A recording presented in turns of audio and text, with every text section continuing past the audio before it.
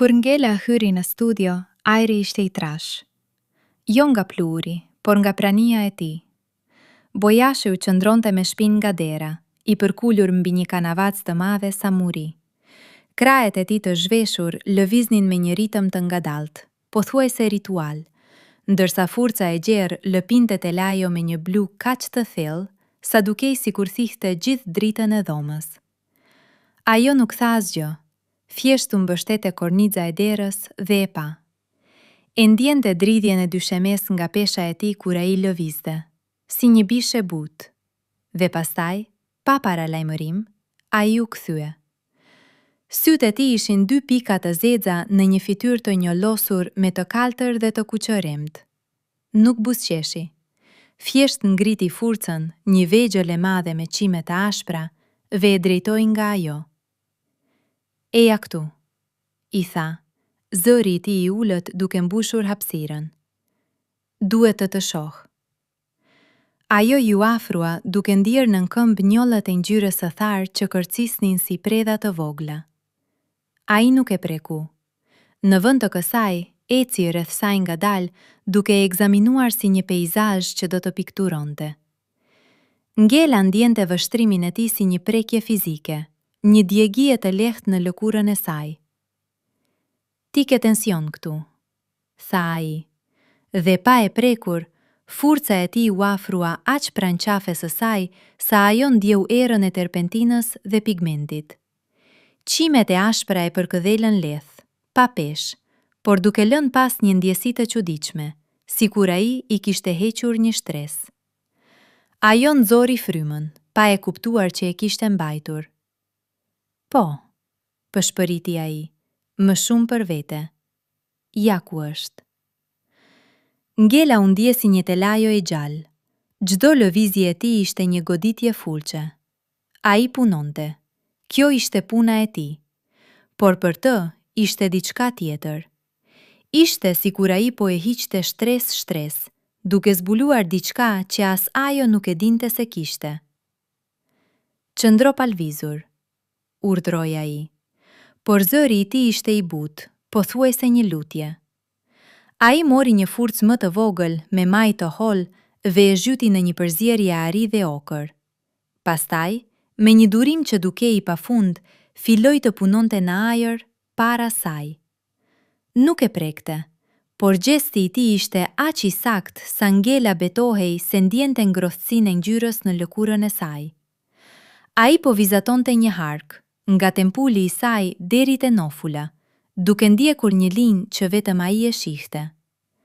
Më pas, ai ndryshoi ritmin. Furca e madhe u kthye në dorën e tij. E zhyti në një ngjyrë të kuqe flak, aq të gjallë sa dukej sikur kërciste. Dhe pa paralajmërim, e afroi atë te gjoksi i saj. Jo për ta prekur, por për të krijuar një hapësirë të ngushtë, një atmosferë ku ngrohtësia e tij dhe ekuilibri i saj takoheshin. Qimet e ashpra ju afruan aq shumë robës së saj të hollë, sa Ngela ndjeu presionin e ajrit që ato shtynin. Një drivje kaloi nëpër trupin e saj, një valë ngjefë që u përhap nga gjoksi deri në majë të gishtave. Ishte sikur ai po e pikturonte atë pa e prekur, duke e lënë të kuptojë se çfarë do të thoshte të ishe subjekt, të ishe vepër arti. Pse po e bën këtë?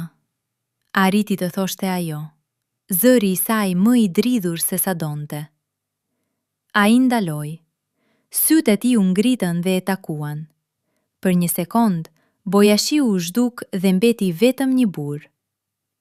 Sepse ti je e vetmja ngjyrë që më mungon, tha ai, dhe ishte e qartë se nuk po fliste për kanavacën. Ngela e kuptoi. Lojra kishte mbaruar. Kjo ishte puna e tij, por brenda saj po ndodhte diçka tjetër. Po ndërtohej një intimitet që nuk kishte të bënte me zhveshjen, por me ekspozimin. Ai po e shihte atë jo me sytë e një buri, por me sytë e një krijuesi që kishte gjetur musën e tij. Ai e uli furcën. Të dy qëndruan bal për bal. Ai e mori dorën e saj, dorën që kishte mbajtur forcën dhe e vendosi mbi zemrën e tij. Rajet ishin të shpejta, njëri të mjedhshëm, si ai një piktori në kulmin e krijimit. Ndjeje, i tha ai. Kjo është ajo që bën ti tek unë, jo modelja, ti. Ngela e afroi më pranë, duke ndjerë ngjeshtsinë e lëkurës së tij, erën e bojës dhe të djersës që përzieshin. Ishte një erë e ashpër, por e mbushur me jetë. Ai nuk u tërhoq. Në vend të kësaj, e puthi në qafë, aty ku forca e tij kishte qëndruar më parë. Një puthje e lehtë, pothuajse një pyetje. Ngela mbylli sytë. Nuk ishte një puthje që kërkonte më shumë, por një puthje që konfirmonte atë që tashmë ekzistonte. Kur hapi sytë, pas se boja në kanavac kishte marrë formë. Në qendër, një figurë e paqartë, por me të njëjtin hark nga tempullit e nofula që ai kishte vizatuar në ajër. Ti po më pikturon mua, tha ajo, duke kuptuar. Po, tha ai, duke e marrë përsëri forcën, por këtë herë pa e lëshuar dorën e saj. Por këtë pjesë të fundit nuk mund ta bëj vetëm. Ai e udhëhoqi dorën e saj drejt forcës, duke i vendosur gishtat mbi të tij. Së bashku, ata e zhytën forcën në një të verdhë të artë, ngjyrë dielli. Pastaj, me lëvizjen e tij, por me forcën e saj, ai e drejtoi dorën e saj drejt kanavacës. Goditja e parë ishte e pasigurt, por ai e mbajti fort duke e drejtuar. Goditja e dytë ishte më e gjatë, më e sigurt. Ata po pikturonin së bashku. Ngjela ndjeu një fuqi të çuditshme, një intimitet që nuk ishte fizik, por shumë më i thellë. Ishte krijimi i përbashkët. Ai e përqafoi nga pas, duke e mbajtur atë, duke e drejtuar dorën e saj.